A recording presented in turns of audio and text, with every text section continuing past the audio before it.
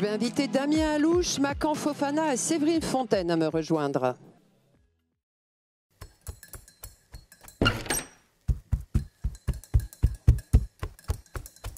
Papy. Oui, qu'est-ce qu'il y a, ma petite? J'ai passé une journée incroyable. Hein? Qu'est-ce que tu as fait avec l'école pour être aussi contente? On a fait une dictée géante au théâtre Legendre. Oh, bah c'est une très bonne idée, ça. Tu sais, de mon temps, on était à cheval sur l'autographe. Pas le droit à l'erreur. Bon, allez, raconte-moi comment ça s'est passé. On est tous arrivés dans le théâtre. On était super contents. On s'est assis sur les sièges rouges. La salle était vraiment trop belle. Puis tout le monde a applaudi pour nous encourager. Après, on a commencé à écrire. Il y avait les CM2 et les 6e. C'était un peu difficile, il fallait beaucoup réfléchir parfois. Mais j'ai adoré cette journée, j'ai appris plein de choses. Ça m'a fait du bien de sortir de ma salle de classe pour une fois. C'est tellement plus cool de travailler à l'extérieur. Je crois que tous les élèves étaient contents. Il y avait même Monsieur Etazaoui. Ah oui, c'est le vice-président de l'agglomération d'Évreux, non? Et qu'est-ce qu'il vous a dit? La langue française, c'est une arme. Et si demain, on arrive auprès d'un certain nombre d'enfants de créer cette envie, ce goût du verbe, eh bien, ça sera quelque chose de réussi. Et à Évreux, c'est tout l'effort et toute la volonté politique que de faire en sorte que nos enfants, issus des quartiers, soient outillés de la même manière que les autres enfants des autres territoires. Eh ben dis donc, c'est vraiment un beau projet. Je suis vraiment content que ça t'ait plu. Bon, qu'est-ce que tu veux faire maintenant? Je vais aller écrire un poème pour mamie.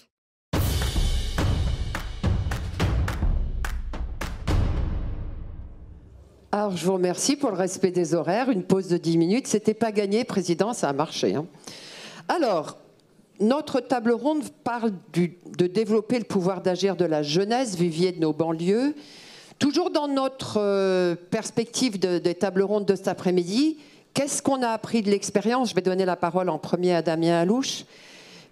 Même si je sais que c'est votre premier mandat, mais qu'est-ce qu'on apprend de l'expérience au moment où on a cette action en faveur de la jeunesse, cette capacité à l'entendre?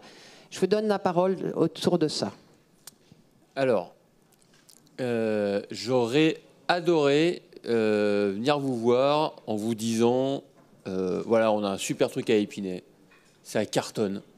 Les jeunes, ils sont à fond, on arrive à se comprendre, on arrive à monter des projets ensemble sur le long terme. Vraiment, c'est une vraie réussite, je suis super heureux. Et ben en fait, non. Et comme on partage les mauvaises pratiques aussi cet après-midi, c'est le moment ou jamais. Je n'avais pas non plus parlé de mauvaises pratiques avec mes sous-sénateurs. Il ne faut pas non plus aller jusqu'à là. Non, je dis ça parce qu'il y a une vraie difficulté. Alors d'abord, il y a une vraie volonté de faire participer la jeunesse. Alors après, on n'aura pas assez de temps pour déjà décliner les jeunesses. Parce que là encore, on ne parle pas d'un bloc monolithique qui aurait qu'une seule aspiration, qui viendrait du même endroit et qui aurait les mêmes difficultés. Et qui aurait les mêmes passions, les mêmes envies. Donc déjà, il y a quand même des nuances à apporter. Ensuite, on a une forme, qu'on le veuille ou non, de déconnexion avec les enjeux tels qu'ils sont perçus par la jeunesse. Ça ne veut pas dire qu'on n'a pas les mêmes réflexions, ça ne veut pas dire qu'on n'a pas les mêmes angoisses ou les mêmes volontés, mais en tout cas, il y a des manières de les exprimer parfaitement différentes. Et puis, là encore, la représentation, pour le coup, du politique n'aide pas les choses. J'ai un exemple très précis. Donc, je fais des rendez-vous régulièrement, et je le dis régulièrement quand je croise les jeunes. Quand ils m'évoquent un projet quelconque, je leur dis, vous savez, ici, les portes et les fenêtres, elles sont ouvertes, c'est chez vous. Donc, c'est-à-dire, vous posez le rendez-vous, et j'honore tous les rendez-vous qui viennent au cabinet. Et donc, ils m'ont pris au mot, enfin, pour un groupe d'entre eux. Et donc, ils avaient un projet autour, une question d'ailleurs de restauration. J'ai dit, mais au-delà de cette question de restauration, qu'est-ce que vous avez qu'est-ce qu'il y a derrière? Et c'est des jeunes qui ont grandi à Épinay, une bande d'amis qui ont grandi ensemble et qui ont parlé déjà de politique entre eux. Et je leur dis, voilà, maintenant, votre projet, il est là, on verra comment il est réalisable, mais je profite de votre présence, là, vous êtes enfermés dans le bureau, maintenant, on va parler de politique. Et on a su, vraiment, c'était très intéressant pendant une heure, et dire, voilà, il faut qu'on reproduise cet échange, et il faut qu'on arrive à trouver les moyens pour que vos autres amis participent à la discussion. Et là, j'ai vu sur leur visage, je savais maintenant avec la maigre expérience, mais je savais ce qui allait se passer. Ils ont dit oui, mais non, enfin, on ne fait pas trop de politique. J'ai dit, si, mais vous en faites de la politique. Mais encore une fois, je reviens à ce que je disais au départ, c'est-à-dire la définition qu'on va mettre derrière un terme. Et surtout le fait de être avec le maire ou avec un politique en général, d'un coup, d'un seul, on va se faire manipuler. Enfin bref, il y a tout un tas de choses pas forcément très positives qui vont donc arriver à dégoupiller tout ça et à le faire travailler. Ça, c'est un enjeu énorme. Donc, pour répondre à la question de base, aujourd'hui, on cherche, on ouvre les portes et les fenêtres, on teste des choses, des formules, des endroits, des moyens. Je ne suis pas très satisfait à ce jour, mais c'est normal, on est encore dans le test, mais en tout cas d'avoir déjà la conscience et de ne pas dire voilà, on y arrive, c'est pas vrai. Et donc c'est extrêmement compliqué.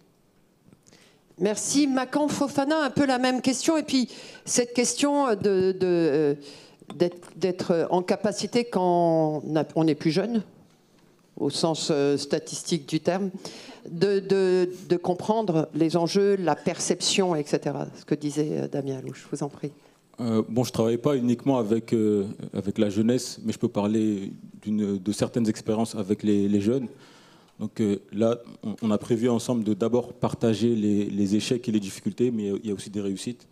Le premier échec, mon travail, c'est d'aider les citoyens à imaginer la France du turfu.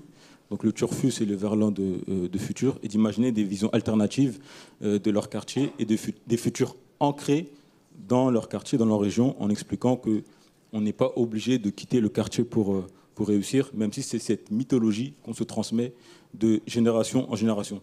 Et donc le premier échec que je constate, c'est que 70% des futurs développés dans ces ateliers autour des imaginaires sont négatifs, dystopiques. 70% des imaginaires développés autour de son quartier, de sa ville, sont dystopiques, négatifs. Et ça, c'est un constat assez alarmant et compliqué. La deuxième difficulté, c'est que je développe un projet européen dans 3 pays. Donc on expérimente le turfu en Finlande, en Italie et en France. Et là où j'ai un peu le sentiment d'avoir échoué, c'est sur la représentation de ce qu'est un habitant de quartier populaire en Europe. En discutant avec une équipe italienne, pour eux, un habitant de quartier populaire, c'est un individu africain, noir, très pauvre, qui accumule toutes les plus grosses difficultés de la société. Et si on leur présente une autre représentation de ce que peut être un habitant, nous, on n'a pas ça en Italie. Nous, en Italie, nos banlieues sont différentes. Et on va avoir aussi la même difficulté avec les Finlandais qui vont dire « Ah, nous, notre banlieue, elle est différente » ou « On n'a pas de banlieue ». Donc, j'ai eu des difficultés à partager cette représentation multiple de ce que peut être les quartiers et leurs habitants. Donc, même si dans le discours, on dit qu'il y a de la diversité, en imagination et en imaginaire, on a un individu en tête et on n'arrive pas à s'imaginer un philosophe du quartier. C'est possible, ça existe, c'est vraiment possible. Voilà. Merci beaucoup. Séverine Fontaine, donc, au titre de la commission Meshmash, mais en général de votre expérience sur la participation citoyenne, ce regard peut-être sur la participation des jeunes, ou voilà, je vous en prie. Merci. Donc effectivement, Séverine Fontaine, je suis membre de la commission de participation citoyenne présidée par Mohamed Meshmash et lancée le 6 mars dernier. Je dois dire quand même que je ne suis pas seule ici, puisque il y a plusieurs collèges dans cette commission, un collège d'élus, un collège d'experts, un collège d'habitants, d'associations et de représentants de l'État. Je fais partie de ce dernier collège, représentants de l'État, mais je remercie deux de mes camarades du collège élus et experts d'être également présentes à mes côtés aujourd'hui. La question au départ qui m'était posée, c'était un peu la question de qu'est-ce qu'on n'a pas réussi à faire avec la jeunesse. Moi, je trouvais que c'était intéressant cette question parce qu'il y a, pour ma part, je n'engage pas la responsabilité de la commission en disant ça, ça n'engage que ma parole, mais pour ma part, je trouve qu'il y a un parallèle très net entre, d'une part, la jeunesse ou les jeunesses et la participation citoyenne. Je veux dire par là que quand on fait le bilan de ce qu'on n'a pas réussi à faire avec la jeunesse, finalement, on retrouve un peu les mêmes écueils au niveau de la participation citoyenne. Donc, je trouve qu'il y a quand même un lien assez fort entre ces deux objets-là. Pour vous dire aussi de quel point de vue je parle quand je parle de jeunesse, c'est que pour moi, le jeune est avant tout une histoire de statut. On le réduit souvent à une question numérique, vous l'avez un peu initié. On se fait souvent une représentation un peu quantitative de ce que c'est qu'être jeune, et en réalité, je trouve que c'est assez imparfait parce que être jeune dans un pays où l'espérance de vie est à 55 ans, c'est pas tout à fait la même chose. Avoir 25 ans quand on va mourir à 55, c'est pas pareil qu'avoir 25 ans quand on va mourir à 80 ou 85.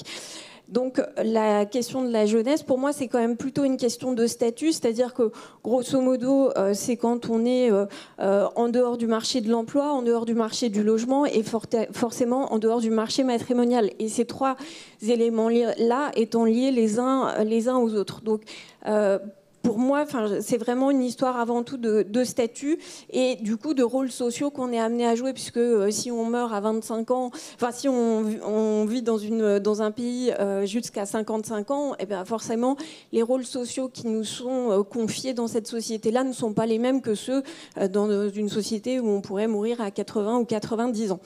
Donc je pense que cette dimension-là, elle est importante, et elle est d'autant plus importante, je fais le lien avec les quartiers populaires, parce qu'on le sait, 40% de la population des quartiers populaires en France est constituée de jeunes de moins de 25 ans.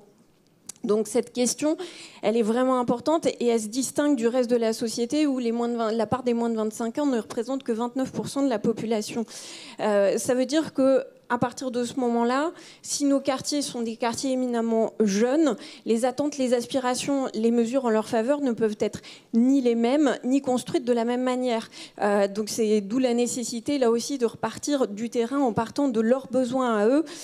Et donc là, en ça, c'est un défi. Je rejoins monsieur le maire.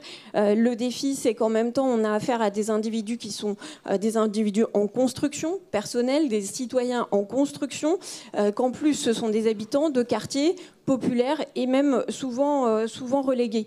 Donc, ce qui nous ressort, nous, dans les commissions, quand on a affaire aux jeunes, c'est qu'en fait, ils ont besoin d'être entendus et écoutés, mais ça ne suffit pas. Il ne suffit pas d'être seulement entendu et écouté, il faut aussi être compris et se sentir aimé.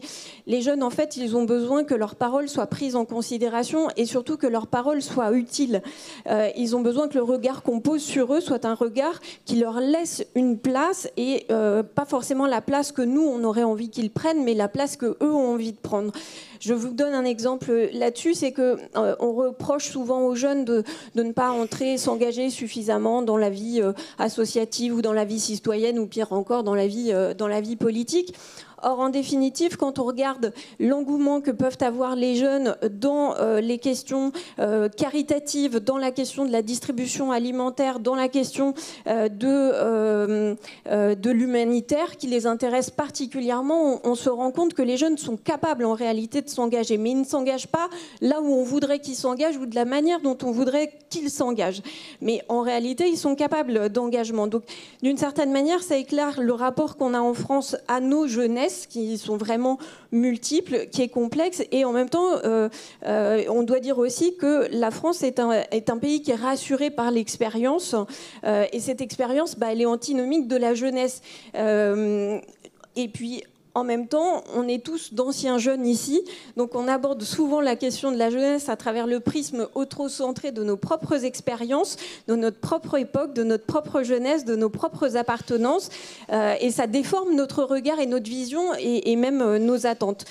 Et du coup, j'ai envie de vous reprendre un portrait qui a été dressé il y a 40 ans, même 43 ans de ça, par un jeune qui, un jour, a décidé de prendre une minute pour s'énerver en direct à la télévision française, en pleine grande audience, et qui, du coup, trouve aujourd'hui un écho assez, finalement, systémique et durable. de cette jeunesse française qui peine à exprimer ces mots. Donc évidemment, je parlais de Daniel Balavoine, et ça montre qu'en définitive, ça fait 40 ans d'un rendez-vous manqué avec la jeunesse, et que d'une certaine manière, mépriser notre jeunesse, on a parlé de mépris ce matin, mépriser notre jeunesse, d'une certaine manière, c'est en même temps un peu logique parce que ça s'inscrit dans un schéma culturel et que on sait bien que la pyramide des âges nous est assez favorable. Donc on a quand même beaucoup plus d'intérêt à s'intéresser aux seniors, parce que a priori les plus chanceux d'entre nous le deviendront, alors que la jeunesse, de toute façon, on ne reviendra pas à ce statut-là. Donc c'est pas grave si cette jeunesse se sent délaissée. Donc on est dans un système où j'ai envie de dire la culture ne fait pas beaucoup de place à l'audace comme dans d'autres sociétés. Et donc le constat de Balavoine, c'est un peu le constat qui a été fait tout au long de cette matinée et de cet après-midi. Je reprendrai juste 2 éléments et j'en finis là parce que normalement ça devait être très court pour laisser du temps d'échange. Mais Daniel Balavoine, il y a 43 ans, nous mettait en garde sur le caractère désespéré, profondément désespéré de cette jeunesse qui ne trouvait plus d'appui, qui ne croyait plus en la politique et qui ne croyait plus en rien, et en disant que le désespoir était mobilisateur et que c'était un phénomène extrêmement dangereux dans la mesure où il était générateur de terrorisme. Je vous laisse méditer sur cet aspect, évidemment, vous pouvez visionner en ligne tous ces extraits pour vous rafraîchir la mémoire. Et donc il disait, les jeunes ne manquent pas d'idées, ils sont même capables de donner un coup de main pour peu qu'on leur demande. Et donc, j'en finirai simplement par vous dire que ce qu'on a raté avec la jeunesse, c'est qu'on est incapable, dans certains cas, de l'écouter ou de l'écouter de la manière dont on voudrait, c'est-à-dire en fait de la prendre au sérieux, de la prendre réellement en considération avec sa manière de l'exprimer, et que effectivement, le risque pour moi est un risque majeur en fait de fracture et d'éloignement, un peu comme un bloc de glace qui se déplace, qui se décroche d'un iceberg et qui se met à dériver. Voilà, merci beaucoup. Sur ces paroles particulièrement optimistes et enthousiasmantes, avenir dystopique, on cherche, on teste. Je voudrais vous donner la parole justement sur ce que vous disiez en introduction. On teste, on cherche. On sait que c'est compliqué, cette question de l'imaginaire, on l'entend aussi. Voilà, vos réactions à ce regard, et puis comment vous testez, comment vous cherchez, dans quelle direction. On voudrait bien vous entendre là-dessus, à travers cette jeunesse, vivier de nos quartiers populaires, de nos banlieues. Alors, qui souhaite prendre la parole ?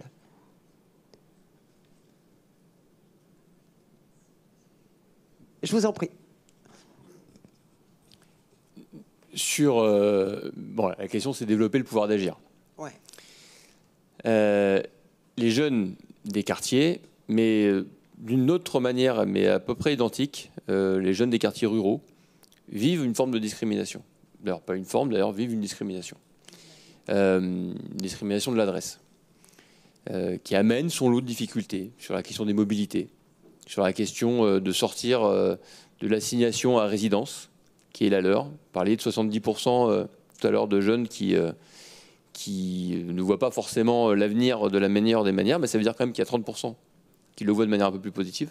Et ça, pour le coup, si vous avez un peu plus de précision sur la manière positive, dont les 30% restants le voient, ça peut être intéressant. Mais très clairement aujourd'hui, sur les questions de mobilité, sur les questions d'études supérieures, sur les questions d'ailleurs d'études tout court, pas forcément supérieures, il y a aujourd'hui chez les jeunes des stratégies de contournement pour ne pas se rendre dans certains établissements, parce qu'ils savent qu'il y a des actes de violence qui pourraient s'y commettre, parce qu'ils viennent de tel ou tel quartier.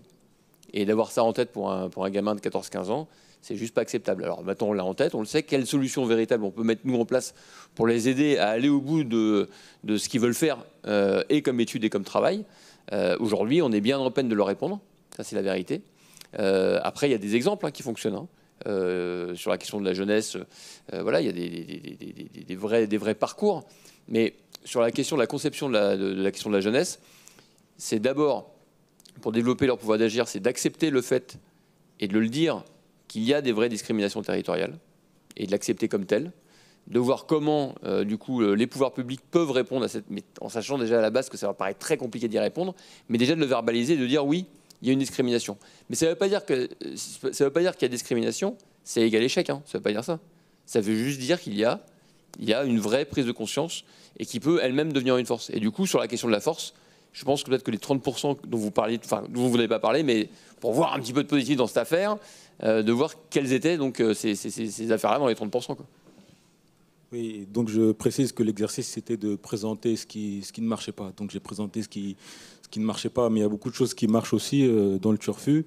Mais déjà, il faut comprendre que développer le futur, c'est une capacité, c'est une capacité, c'est une compétence qui doit être enseignée. On n'est pas avec l'inspiration turfuriste, comme je le dirais. Donc c'est quelque chose qui doit, on doit en prendre conscience et le développer comme un muscle.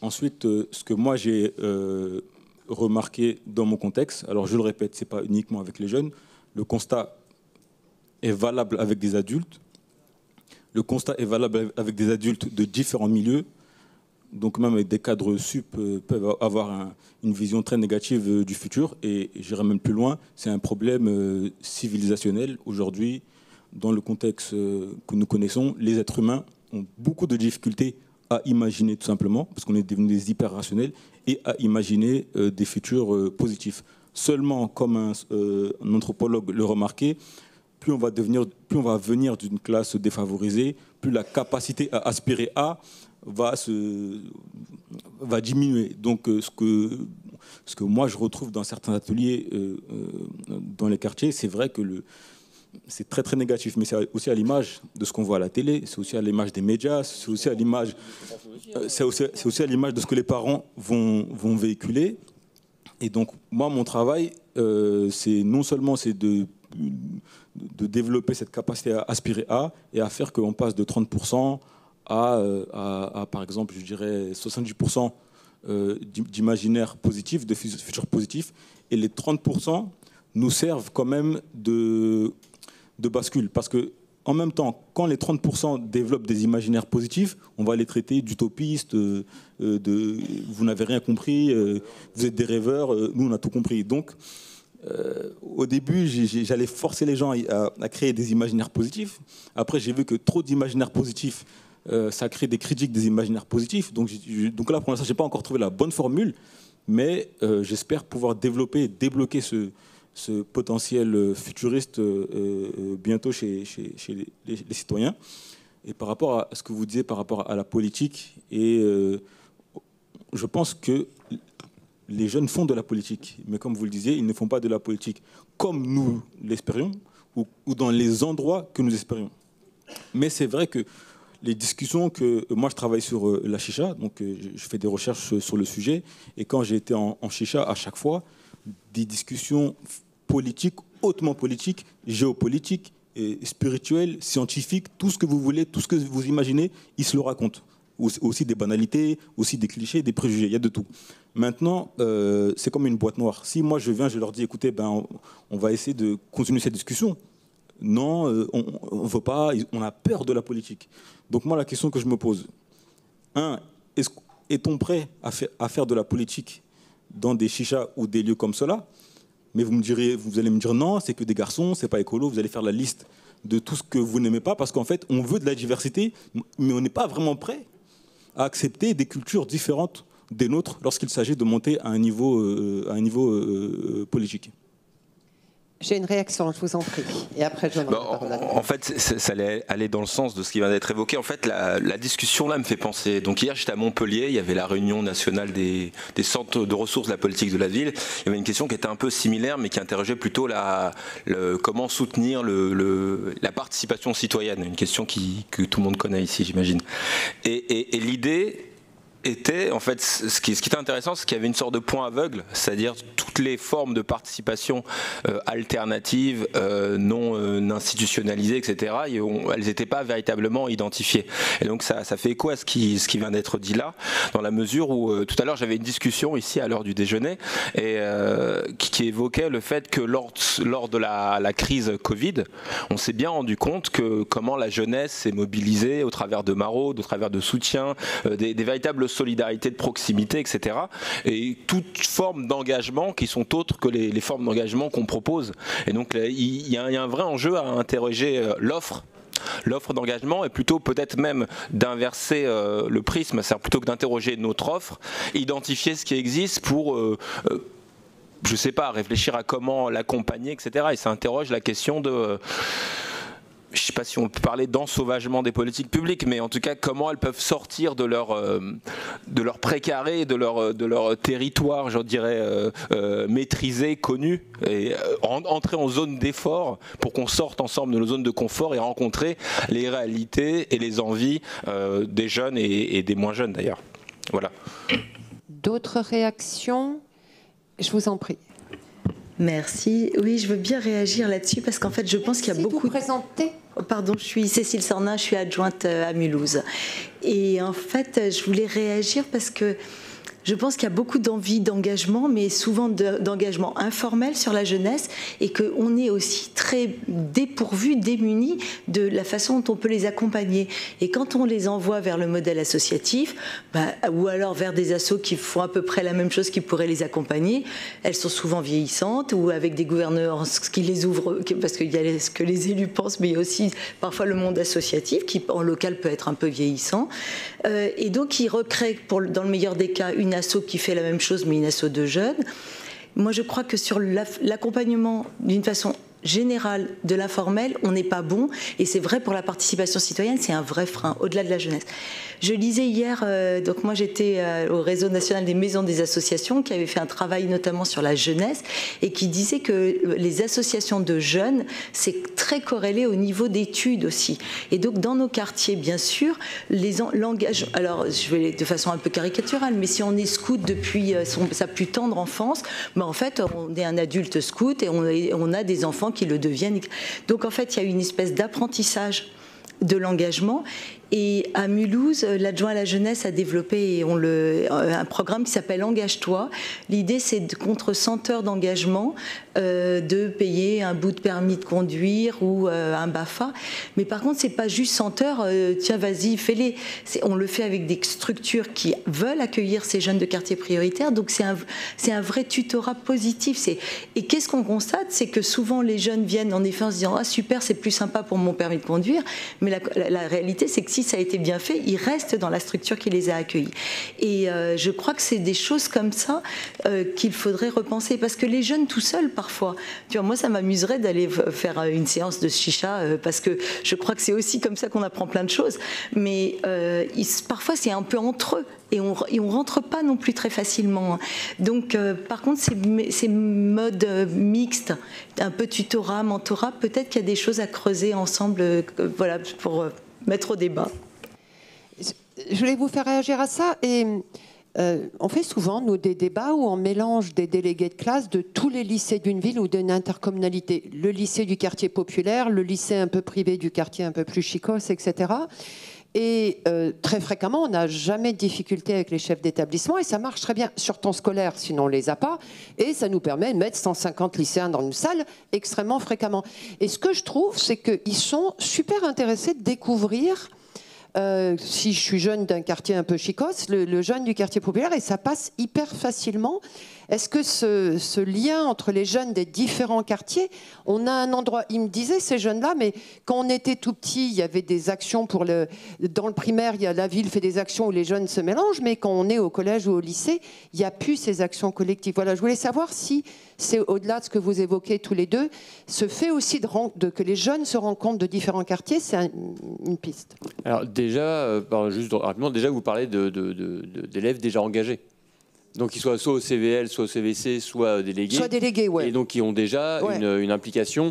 Et donc forcément, c'est déjà plus simple. Ou des classes, on peut le faire avec des classes aussi. Oui, oui, non, mais j'imagine. Non, mais c'est pas neutre comme exemple, parce que ces gamins-là au CVL, CVC et délégués sont des gamins qui à un moment donné ont fait une campagne, se sont présentés et vont au conseil de classe, et donc ils sont déjà dans un engagement. Et donc déjà là, on a effectivement. Mais déjà, moi, quand j'étais plus jeune, c'était il n'y a pas si longtemps que ça. On était encore en francs. Et du coup, à ce moment-là... C'était au siècle dernier... Non, pardon. Non, ce que je veux dire par là, c'est que c'est déjà... Et que la question de l'engagement se posait déjà en ces termes-là. Et évidemment... Et Platon disait que ses élèves étaient moins bons que les élèves de la génération d'avant. Hein, mais pour le coup, pour la question de mieux se connaître sur les territoires, Alors sur le territoire du Val d'Isère, Val-de-Seine, donc là où situé Épinay, on le fait parce qu'il y a eu des risques mortels et qu'on a, pas que pour les petits, mais pour les plus grands, on s'est dit qu'on essaie de leur faire passer un peu de temps ensemble et qu'ils partent en vacances en séjour interco, ce qui se faisait absolument pas avant et ce qui était absolument imaginable avant, avant que le gamin ne meure. Et donc aujourd'hui, ça se fait.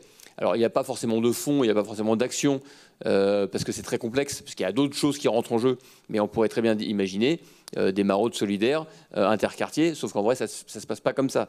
Avant d'y arriver, il y a quand même beaucoup d'autres bloquants qui existent aujourd'hui, et que si on le force avec la volonté politique, on est sûr d'avoir un échec. Et là, pour le coup, on claquerait toutes les idées pour les 10 prochaines années, quoi. Moi, je ne comprends pas pourquoi on veut forcer cette mixité qui ne marche pas. À chaque fois qu'on me commande un atelier, M. Fofana, on voudrait des jeunes, des vieux, de toutes les classes. C'est trop demandé. Et c'est trop demandé tout simplement parce que venir dans un atelier et mettre son imaginaire ou sa sensibilité sur la table avec des inconnus, c'est hyper difficile. C'est très, très difficile. Alors pourquoi, c'est pour ça qu'on appelle... Pourquoi les gens se regroupent entre eux, ce qu'on appelle un safe space, un espace safe dans lequel on va pouvoir exprimer certaines idées avec des individus que nous connaissons. Maintenant, est-ce qu'on peut faire politique ensemble à partir de tous ces safe spaces? On ne peut pas. Des fois, moi, j'ai des ateliers autour des futurs. Je préfère que dans l'atelier, il y ait, par exemple, un groupe de jeunes femmes qui vont venir penser le futur librement que de mélanger des garçons et des filles, et les filles vont s'écraser. Assurément, ouais. Ou de mélanger tel gars de quartier avec tel gars de quartier, à la fin, tout le monde fera la gueule. Donc peut-être parfois, à certains niveaux, laissons les gens penser, imaginer dans l'espace le plus propice pour eux, et dès que nous pouvons, nous ferons le relais, et dès que nous sentons que la maturité sera présente, là, passer à un autre niveau collectif plus intéressant. Vous avez été plusieurs à évoquer la question de l'engagement solidaire, ces jeunes qu'on a vu au moment du Covid s'investir, etc. Je voulais juste revenir là-dessus, sur cette, vous avez appelé humanitaire, ça, qui a une capacité, une envie de s'engager là-dessus. Est-ce que c'est peut-être réagir sur cette partie-là où il y a cette envie d'aider, peut-être pas de la façon dont on imagine qu'ils doivent s'investir, mais eux, comment ils le ressentent, etc. Je vous en prie, Macron. Ouais. Moi, je travaille en Seine-Saint-Denis et c'est vrai que sur ce territoire-là, ça a été un véritable révélateur d'engagement particulier, puisque les jeunes et principalement des jeunes, pas que, mais beaucoup de jeunes en tout cas se sont spontanément et de façon tout à fait informelle organisés très rapidement pour venir en aide le plus rapidement possible, et ça a été impressionnant de rapidité. Et les jeunes sont plus rapides que les institutions, hein. Ils courent plus vite que les institutionnels. Donc il y a de vrais engagements possibles avec les jeunes. Je voulais aussi témoigner d'un autre aspect sur la question de l'engagement. Là où on a encore de l'éducation, on en a parlé ce matin, de l'éducation populaire encore très active, on observe quand même que l'engagement des jeunes y est plus naturel ou plus facile. J'ai un exemple de jeunes qui voulaient se constituer, enfin qui voulaient simplement avoir un gymnase pour faire du futsal et qui sont allés voir une association du quartier en disant comment on peut faire, et l'association leur a répondu le plus simple, c'est de vous constituer en association. Et effectivement, ils ont constitué un bureau avec une présidente. Ils assurent intégralement tout, de l'ouverture à la fermeture, en passant par l'arbitrage, les changements d'équipe, de maillots, etc.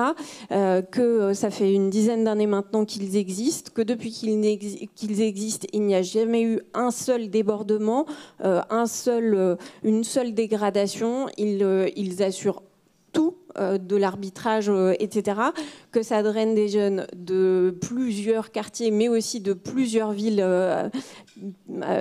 qui se jouxtent, et que, en définitive, il n'y a pas de problème. Donc, quand on fait confiance aux jeunes et quand on accepte de fonctionner aussi selon leur modèle et selon leurs envies, on s'aperçoit que ça peut fonctionner très très bien.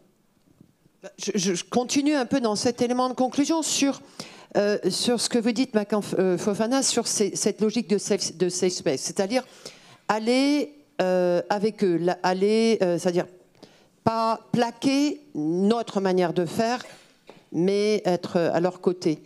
Je peux donner 3 exemples concrets. Le premier, c'est que par rapport aux récents événements, par rapport à ce qui s'est passé avec Naël, vous allez sur YouTube, vous allez trouver des débats entre jeunes de quartier pour savoir si ces événements ont eu un impact négatif ou positif sur la communauté, le quartier. Donc ces débats existent, mais ils ne seront pas forcément, pour l'instant, pas sur BFM, mais pour l'instant, ils sont disponibles sur YouTube.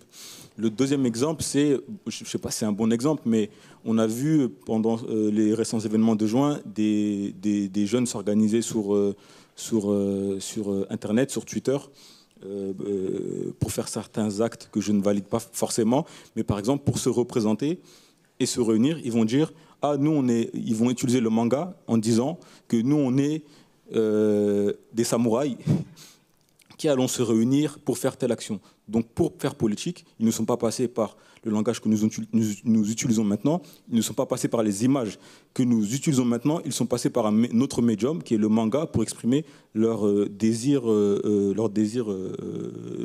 politique. Et le dernier exemple, c'est dans un film qui s'appelle La Gravité, qui est sorti il y a 1 an maintenant, dans lequel, dans un quartier déjà c'est un film de science-fiction. Déjà j'aimerais saluer un film de science-fiction. Réalisme, on en a marre. Réalisme, ok, on va être dans le réalisme, il n'y a pas de problème, mais on veut aussi permettre la projection dans des futurs, dans des fantaisies, dans des imaginaires. Et là on a un film de science-fiction et pas un documentaire ou un énième documentaire sur la rentrée dans un quartier où tout se passe bien. Et dans ce film de science-fiction, on a des jeunes de quartier qui ont décidé de se rebeller contre les grands, parce qu'ils sont partis du principe que les grands, en faisant du deal de drogue, en gagnant de l'argent, n'ont pas fait le travail nécessaire pour réinvestir dans les quartiers. Donc ce groupe de jeunes qui va se rebeller contre les grands, ils vont aussi avoir une certaine attitude, des survêtements de sport et avoir un certain langage. Et pourtant, c'est de la politique. Je ne sais pas si vous voyez la politique dedans, mais moi je vois qu'ils se présentent comme des acteurs politiques qui ne vont pas se rebeller cette fois-ci contre l'État, qui ne vont pas se rebeller contre un gouvernement, mais qui vont se rebeller contre les grands frères. Et là aussi, c'est encore un niveau plus intéressant. Et Damien Louche, donc des jeunes qui viennent vous voir parce qu'ils ont un projet de restauration, votre bataille au quotidien pour tester, pour agir sur des choses, donc voilà, votre réflexion de fin de table ronde sur ce que vous voulez nous communiquer. Déjà, quand ils viennent avec un projet restauration, je leur dis déjà, vous me faites goûter le burger, déjà, pour commencer. Ça, c'est la clé d'entrée, déjà, on va commencer par là. Et plus sérieusement, sur la question, encore une fois, je n'ai pas de réponse parce que j'en ai plein des réponses et j'ai autant de réponses que de projets ou de profils de jeunes ou de particularités de demande. Donc il n'y a pas une réponse. Sur le pouvoir d'agir, et je vais reboucler avec ce que vous venez de dire à l'instant, sur finalement la responsabilité des jeunes eux-mêmes pour les futurs jeunes qui arrivent après. Parce qu'en fait, en vrai, on est jeunes, on le sait, nous maintenant on le sait, on n'est pas jeunes très longtemps. Enfin, on est jeunes pas très longtemps. Du coup, ça passe très vite. Et qu'en vrai, une des responsabilités des jeunes, c'est de déjà, pour ceux qui arrivent derrière, de préparer le meilleur des terrains. Et nous, mairie, élus, il y a une chose sur laquelle on travaille et qui est la colonne vertébrale de notre mission, c'est l'aménagement de nos communes. L'ANRU n'est plus là, Anne-Claire est partie et bon. Mais en tout cas, la question de la rénovation et la question de l'aménagement de l'espace public, c'est un enjeu, mais avec un énorme mais, entre le moment où ils vont avoir l'idée et le moment où ils vont le voir arriver, ils seront plus jeunes du tout, mais qu'ils aient en tête cela, parce que la question de l'occupation de l'espace public, on n'a pas parlé filles, garçons, jeunes, etc. Vous l'avez évoqué un petit peu tout à l'heure, mais enfin, tout ça rentre là-dedans, et c'est l'endroit, enfin en tout cas c'est une clé d'entrée. Alors je n'ai pas les moyens, mais en tout cas, sur la question de l'occupation du domaine public, question d'aménagement, des questions de la manière de marcher dans la ville, la manière d'utiliser tel ou tel espace public et de s'y rendre, tout ça participe de la vie de la ville et c'est le cœur de l'affaire. Et que si on arrive d'une manière ou d'une autre, même détournée, de les faire intervenir sur cette vision-là, et donc la vision de l'avenir de la ville, alors qu'eux-mêmes ne seront plus jeunes, déjà on aura commencé à gagner quelque chose. Merci beaucoup. Et on va clore cette table ronde. Merci à tous les trois.